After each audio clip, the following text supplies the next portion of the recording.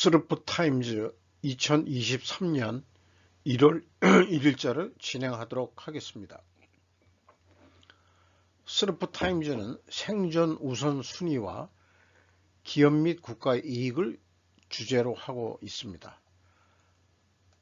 내용이 좋았다고 생각하시면 구독, 좋아요 부탁드리고 1.5배속을 보시기 바랍니다. 잠깐 실례하겠습니다. 물을 마신 다음에 시작해야 되는데 삶의 질이라는 제목을 붙여서 2023년도 인사 다들 신년사를 하는데 저 개인적인 신년사는 우측에 나와 있는 내용대로 그런 삶이 되었으면 합니다.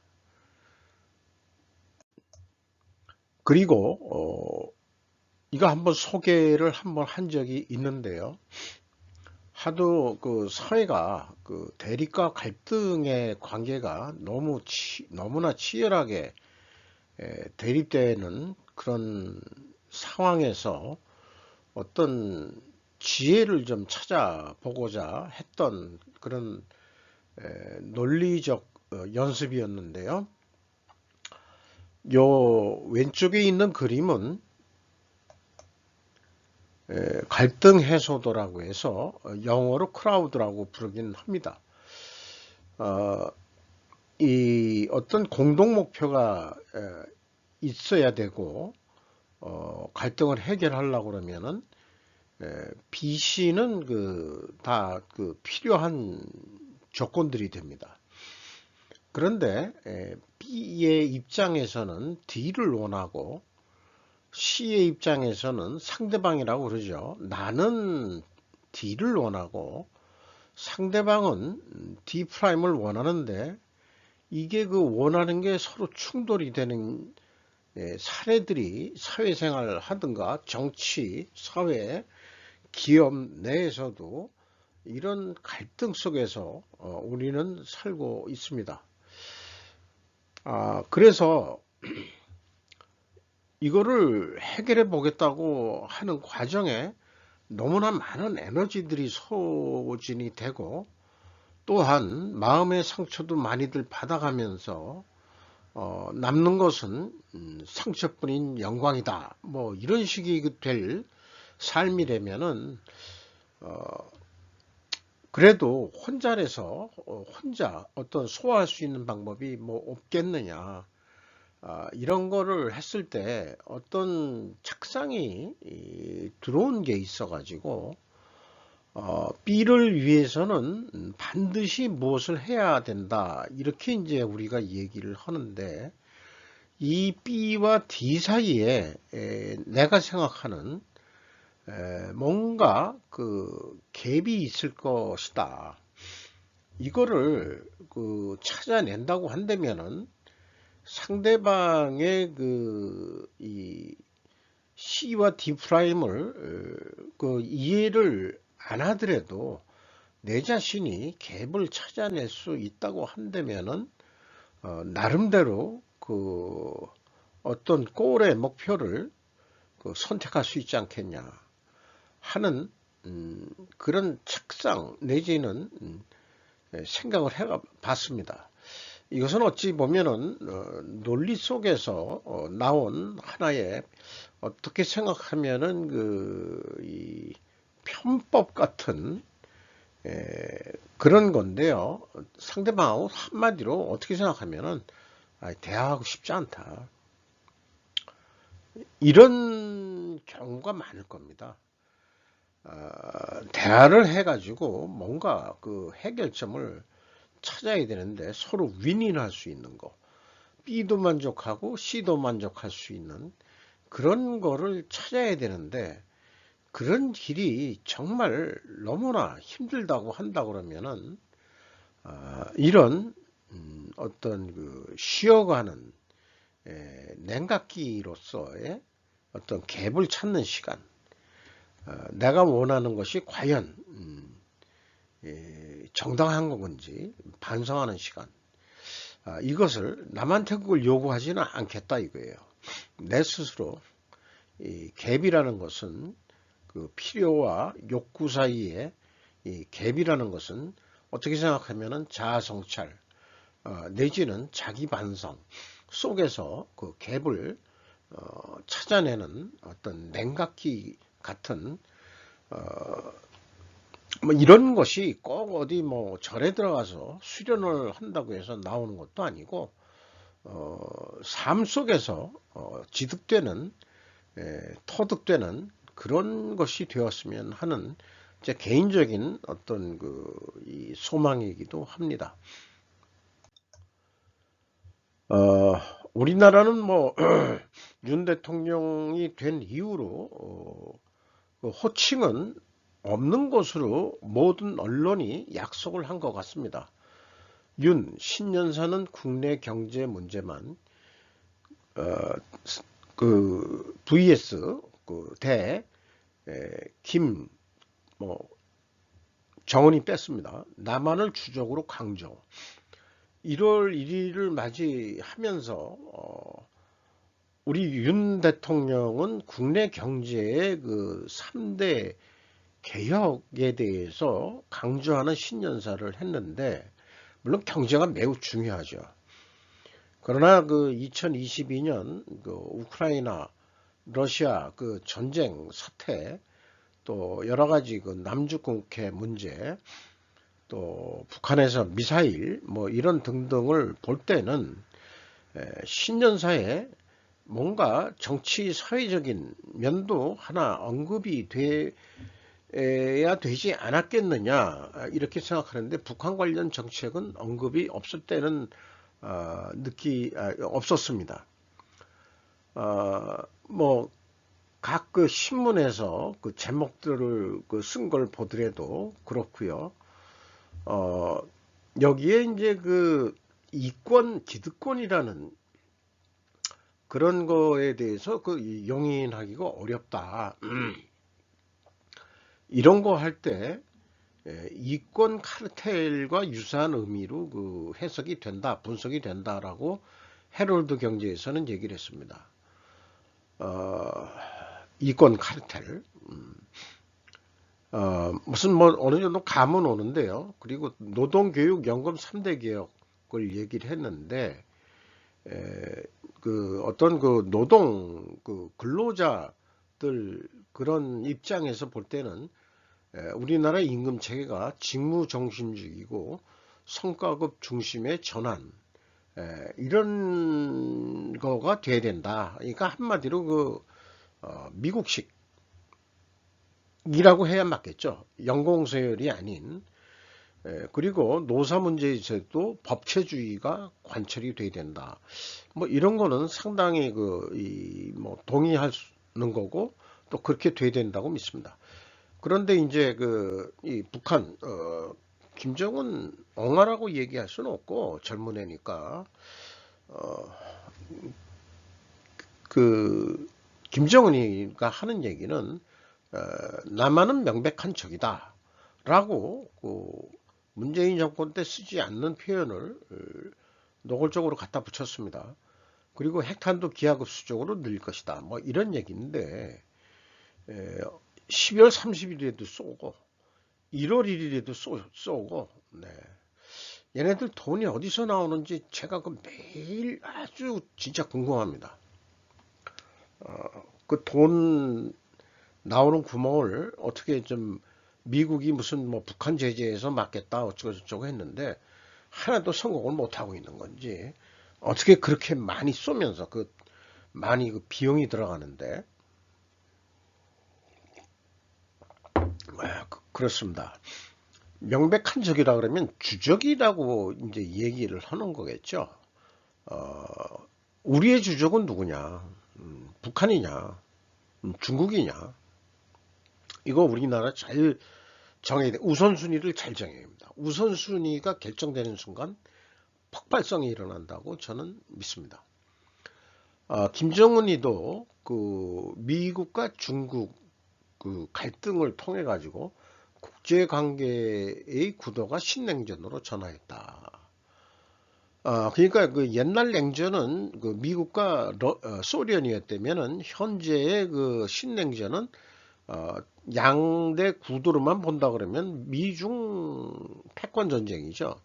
그게 이제 신냉전이라고 그러는데 어, 어법상으로는 그 냉전이라는 말이 통용이 안 된다. 전쟁이란 것은 차갑게 하는 전쟁은 절대 없다. 열화와 같은 전쟁이 있을 뿐이다. 그러니까 경제 전쟁도 전쟁인 거기 때문에 우리는 지금 현재 전쟁 속에서 살고 있다. 물리적인 포화 상태 속에서 사는 건 아니지만 실질적으로 그만한 그 충격이 올 만한 그런 경제적인 포화 속에서 우리는 살고 있다 하는 거에 대해서는 같은 인식을 하고 있는 거죠. 그러면은 북한은 그 신냉전에서 자기네들의 생존 전략은 뭘 어떻게 하겠다는 얘기냐? 그러면 자기네들은 계속 쏘겠다. 우리한테 우리를 우습게 보지 말라. 이런 얘기겠죠. 북 새해 첫날부터 도발, 동해상으로 탄도미사일, YTN 한연희 기자의 보도 내용인데요. 오늘 새벽 2시 55분쯤 북한이 동해상으로 탄도미사일을 발사했다고 공지했다. 황해북도 중하권 일대라고 했는데 그 쏘는 지역이 참 다양하게 많이들 나오고 있어요.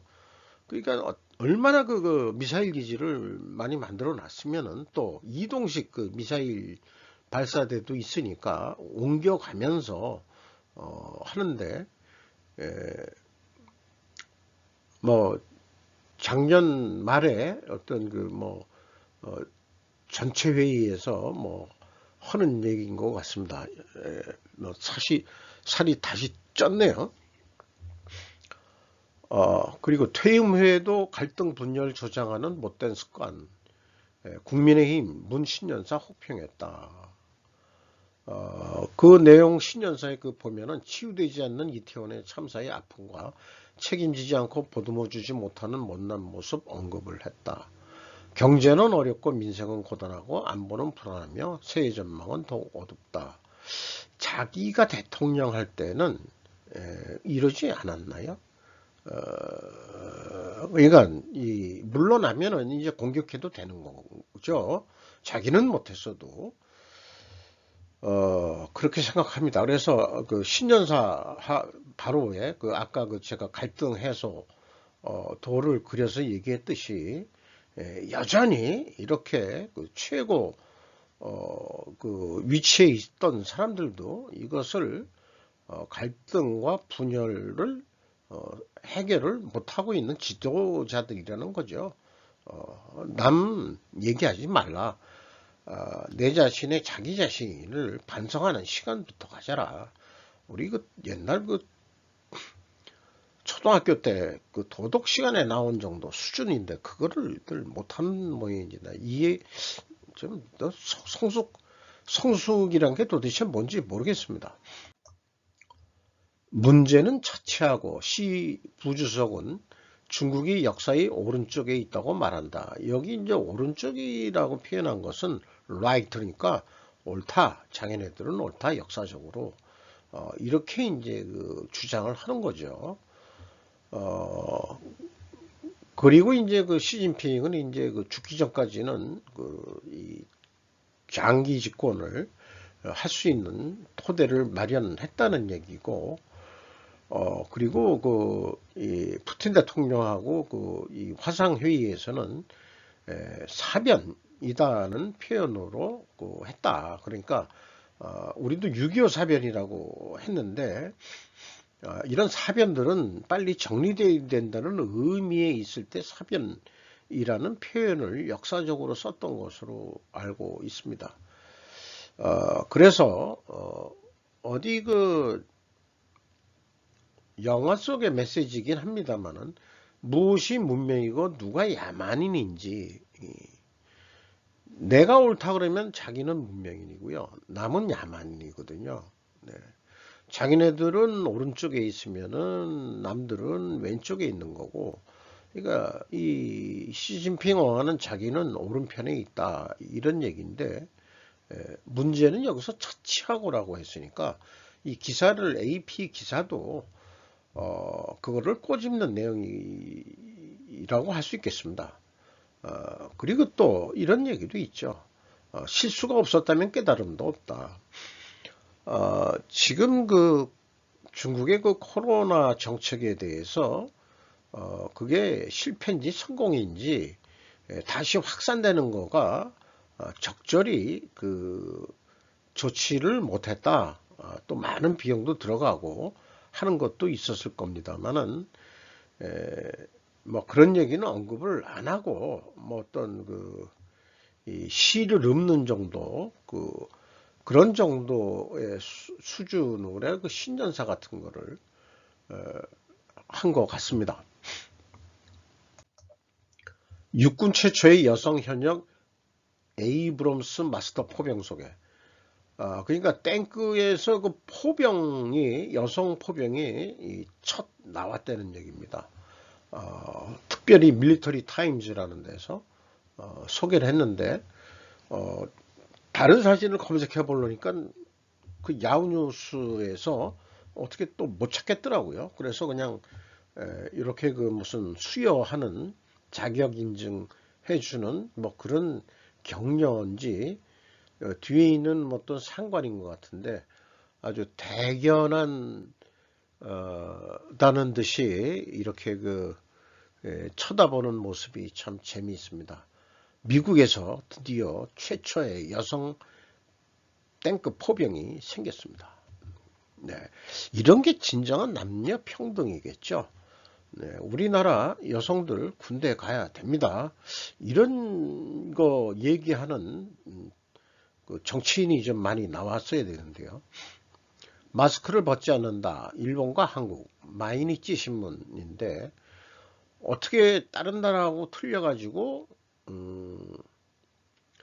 음식점 내에서는 마스크를 떼고 난리를 하면서 귀가할 때는 갑자기 마스크를 하는 등 합리성 없는 행동은 양국에서 매우 흡사하다고 말했다.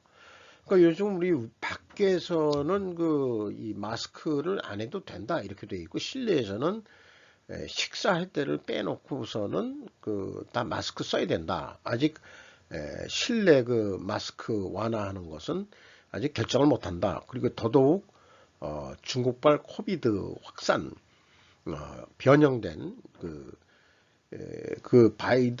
코로나 바이러스에 대한 방비책으로 마스크를 당분간 더 써야 될 것 같다 하는 뉴스 있었습니다만은 어떻게 생각하면은 이런 뉴스를 보내는 것은 사실은 메시지 같은 것 같기도 해요. 일본이나 한국 사람이나 서로 좀 이웃사촌 같이 좀 비슷한 성향이 있는 거 아니냐라는 냄새를 조금 일본 언론 쪽에서 좀 친해보자라는 메시지로 이런 것도 한번 취급하지 않았을까 이렇게 생각을 합니다. 그러니까 일본 내에서 지하철로 출근하는 모습들인데 거의 뭐 100%다 이 실외에서도 마스크를 쓰고 습관화되어 있는 거죠. 우리나라도 벌써 습관화가 돼 있는 것으로 되어 있습니다. 감기가 걸리면은 마스크를 쓰는 것이 코로나 아니더라도 또 일본은 전에부터 생활화되어 있는데 우리가 이제 그거를 좀 미세먼지 때문이라도 좀 바뀌어야 될 것 같습니다. 우리나라도. 중국발 미세먼지를 얘기하는 겁니다. 도도부형 공무원의 퇴직금 랭킹 평균 2천만원 넘는 속출의 중소기업 근무직장인 무심코 질투. 네. 배 아프다는 얘기죠. 근데 제 생각에는 이게 금액이 뭐 얼마였든지 간에 처음에 도도라고 그래가지고 우리나라 뭐 경상도 할 때 도하고 한자로는 도시도자 도도라는 게 그렇군요. 경기도의 도와 도시의 도도 이런 얘기군요. 이 한자 사용에 대한 거를 좀 이렇게 익숙해져야 좀 일본 애들하고 커뮤니케이션 하는데 좀 도움이 될 것 같군요. 향후. 근데 제 생각엔 그렇습니다. 무심코 질투? 한국 공무원 퇴직금은 차치하고 공무원 연금이 더 배가 아프다. 저는 그렇게 표현하고 싶어요. 우리나라 너무 일반 국민연금을 받는 민간 출신들 연금 수준하고 그 다음에 공무원 연금 수준이 4배 차이가 난다는 거 말이 안 됩니다. 말이. 뭐 본인들이 주장할 때는 우리는 그 다닐 때 그 연금을 많이 냈다. 월급을 적게 받으면서. 아니 그 퍼센테이지가 높았는지 몰라도 본봉이 작으면은 내는 금액 민간이 내는 금액도 그만큼 냈어요. 이 사람들아. 공무원들이 본봉은 낮게 하면서 각종 수당으로 실질적으로 말하자면 그 수령액을 해주는 게 많기 때문에 대부분 그 전체 금액에서의 어떤 연금 보험료를 내는 게 아니고 본봉 기준으로 대부분 걷거든요. 그러니까 자기네가 이권이 되는 거에 대해서는 그렇게 변명을 하고 그러고 있습니다. 그래서 제 생각에는 뭐 까놓고 얘기해서 국가의 주인이 국민인지 공무원인지 한국은 헷갈리게 만들어져 있습니다.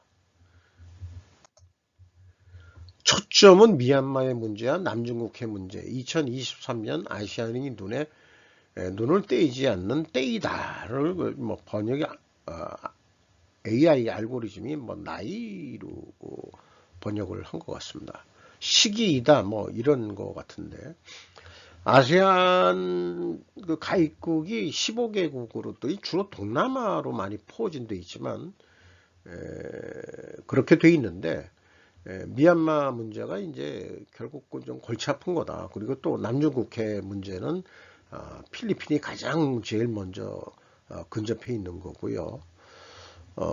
뭐 이미 그 아웅산 수치 여사에 대해서 추가적인 그 판결이 내려가지고 뭐 33년이면은 죽을 때까지 감옥에 가둬놓겠다 하는 얘기 같은데 그런 게 이제 그 일본 현대 비즈니스를 통해서 이렇게 소개가 됐습니다.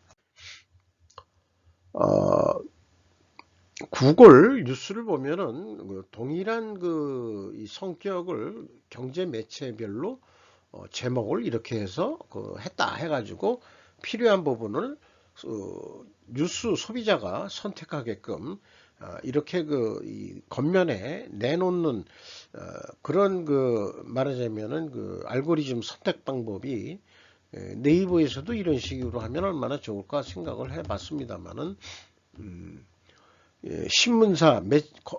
신문사가 아니고 언론 매체별로 자율적으로 편집을 해서 올리는 것으로 뭐 바꿨기 때문에 첫 페이지는 뭐 그리고 그 밑에 경제면이다 뭐 사회면이다 정치면이다 하는 것은 네이버 나름대로 뭐 우선순위를 두고 있는 것 같습니다만은 첫 대문이 사람들이 그걸 보고서 들어가는 게 많으니까 여론에 영향을 많이 미치니까 그 민주당 정권 더불어 민주당 정권 초기 시에 정치적인 압력을 받아가지고 그렇게 바뀐 거였죠.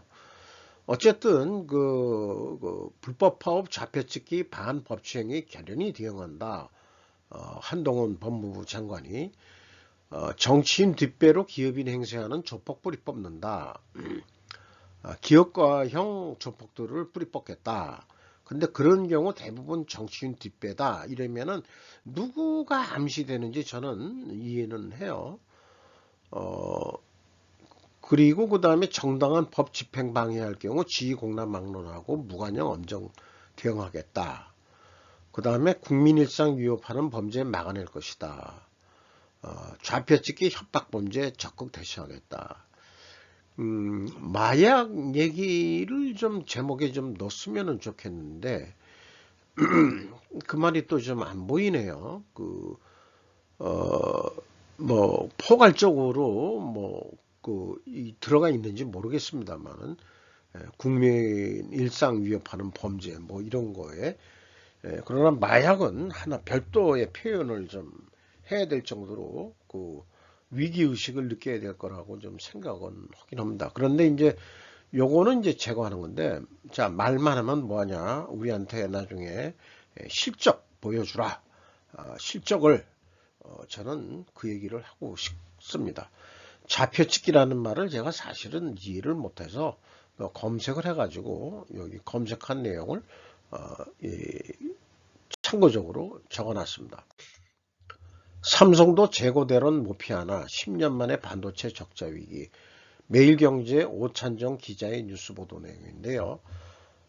재고가 계속 뭐 늘어난다 그런 얘기인데, 여기 써 있는 표현들이 있는데, 제가 그 표현한다 그러면은 생산량 감소 속도보다 판매 감소 속도가 더 빠르다.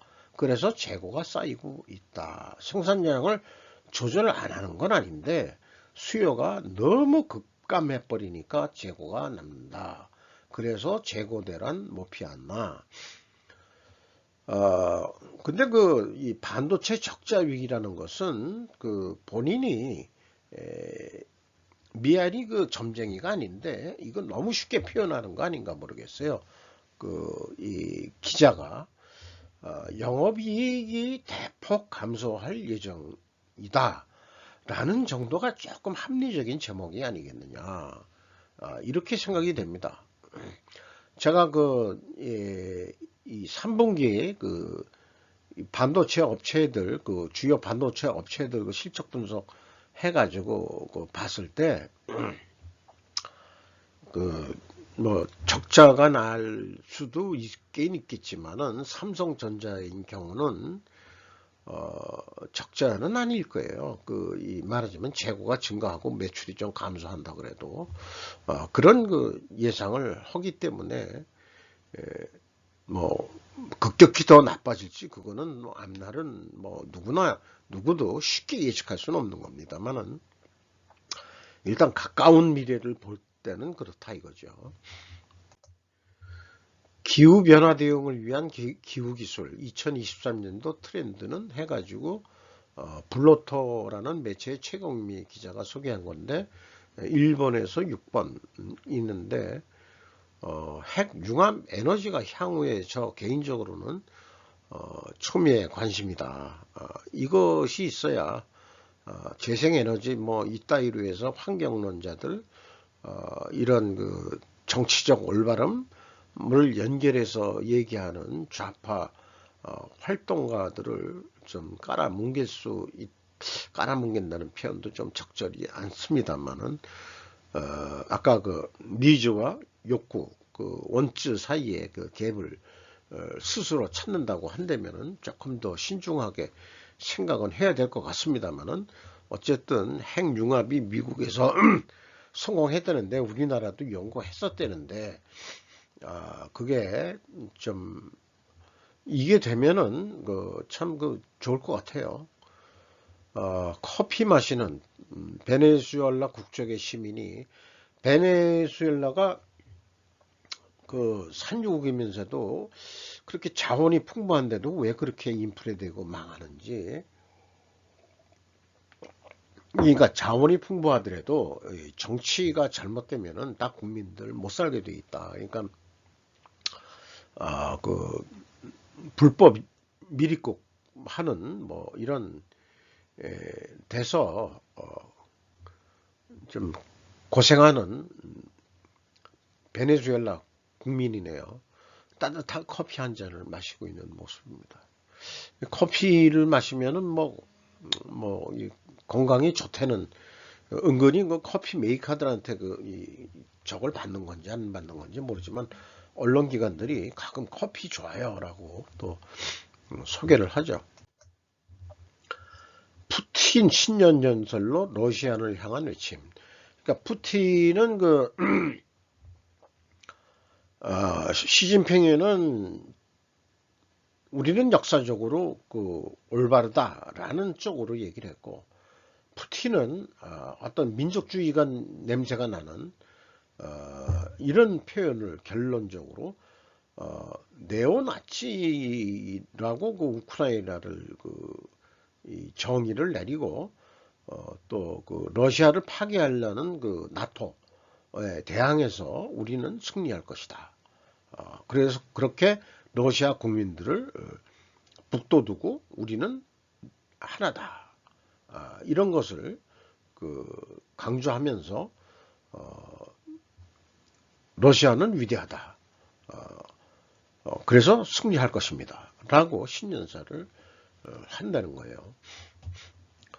인사이더 22년 지구상에서 가장 강력한 국가는 해서 25위까지 했는데 제가 그냥 참고적으로 11위까지만 이렇게 리스트업을 했습니다. 그러니까 미국식이란 게 참 표현하는 게 그렇습니다. 우리 같은 경우에는 1위부터 표현하는 게 습관화되어 있는데 얘네들은 이게 밑에서부터 위로 올라가는 걸 어센딩, 얘네들은 디센딩이라고 디센딩하게 표현하는 것 같습니다. 이제 거꾸로 사우디아라비아까지인데 여기에서도 그래서 제가 거꾸로 얘기했는데요. 인도가 13위, 캐나다가 12위, 사우디아라비아가 11위, 이스라엘이 10위, 아랍에미리트가 9위, 일본이 8위, 6위였는데 떨어졌다고 그러고요. 프랑스 7위, 한국이 어디였을까 했는데 이거 보면은 아니 괜히 기분은 좋아요. 근데 매년 이 랭킹은 바뀐다는데 미국 US 뉴스라고 그러는데 미국 뉴스 여기 이게 강대 5개국이 여기 들어가 있네요. 미국, 중국, 러시아, 독일, 영국. 그 다음에 강대 5개국 빼놓고 이제 한국이 바로 그 밑에 쫓아왔다.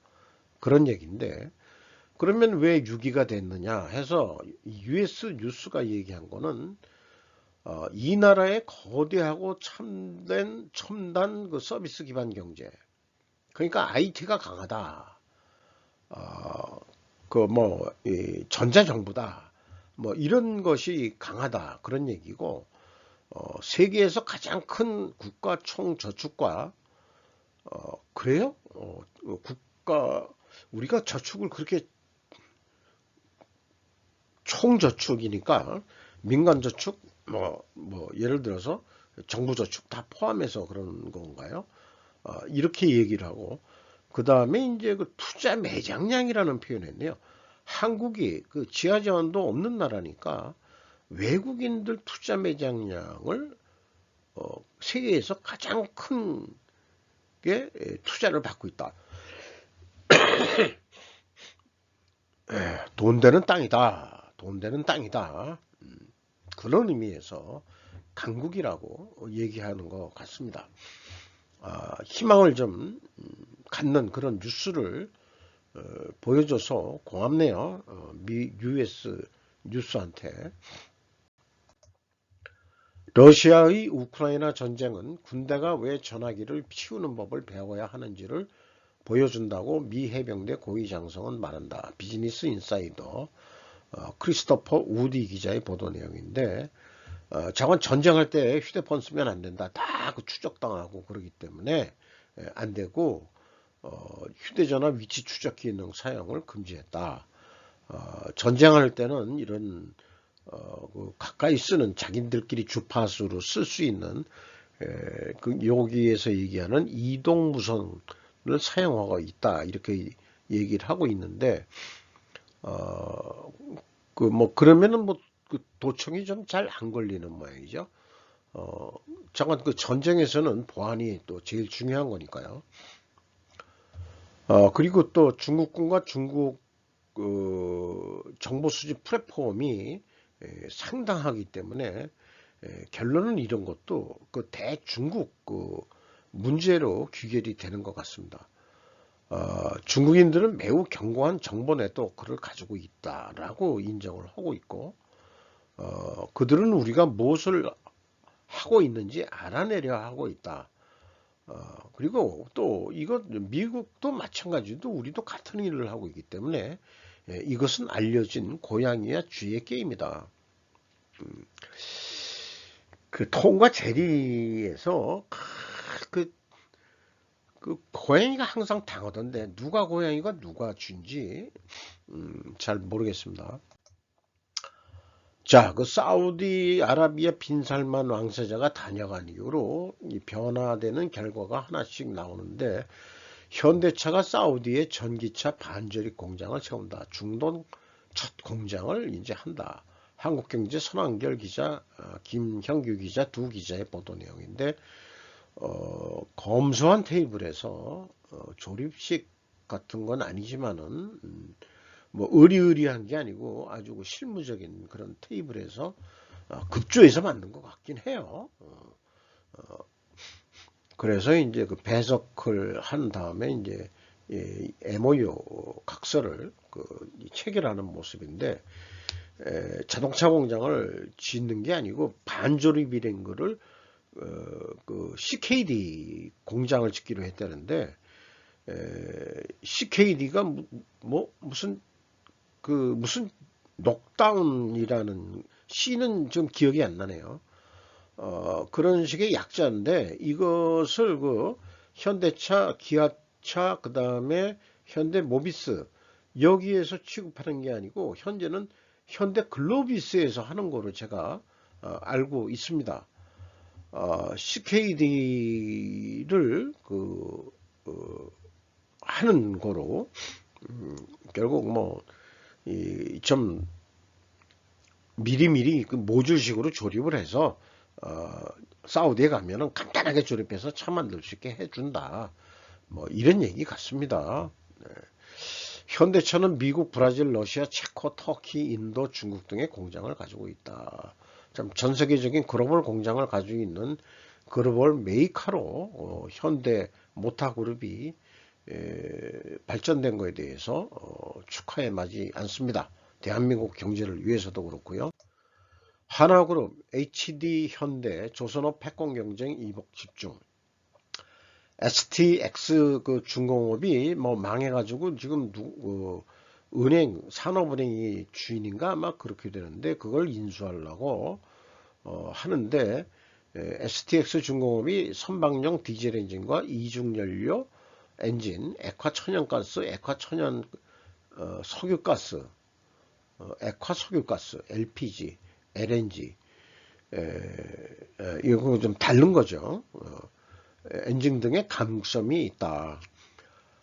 그래서 뭐 하나그룹 김동관하고 정기선은 개인적으로 친화되는데, 비즈니스를 위해서는 서로 치열하게 경쟁을 하고 있다는 뉴스인 것입니다. 하나가 대우조선 해양을 인수하면은 좀 더 경쟁력을 강화하려고 그러겠죠. 이미 외국 몇 개만 다 승인을 하면은 완성이 된다 그러니까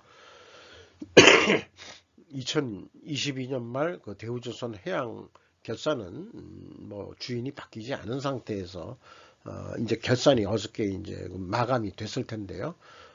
결산 내용이 어떻게, 물론 이제 계속 적자일 겁니다. 현대중공업도 적자하고 삼성중공업도 적자인데, 조선이 언제 흑자로 다시 돌아서려는지, 이게 전부 다 중국이 덤핑에 의해서 서로 제살 깎아먹게 하는, 우리끼리도 덤핑을 좀 안 하는 그런 관행이 돼야 되는데, 너무나 매출 규모는 큰데 적자 규모가 커가지고 이 그래프상으로도 아주 보기 좋지 않은 그런 모습을 나타내는 게 한 2년, 만 2년 내지 3년 경향입니다. 이거 좀 적자의 늪에서 벗어나야 될 텐데, 그런 생각을 좀 하게 됩니다. 이상 올해 신년 벽도 1월 1일 슬프 타임즈를 마치도록 하겠습니다. 여기까지 봐주신 분이 계시다면 분명히 1.5배속을 보셨을 거고, 또 건너뛰기를 하셨을 것 같기도 하고, 어쨌든 내용이 좋다고 생각하실 경우에만 오늘은 뭐 건질 게 몇 개 있었다 라든지 그 좀 좋은 내용도 있었다, 이렇게 생각하시면 구독, 좋아요 꼭 눌러 주시면 대단히 감사하겠습니다.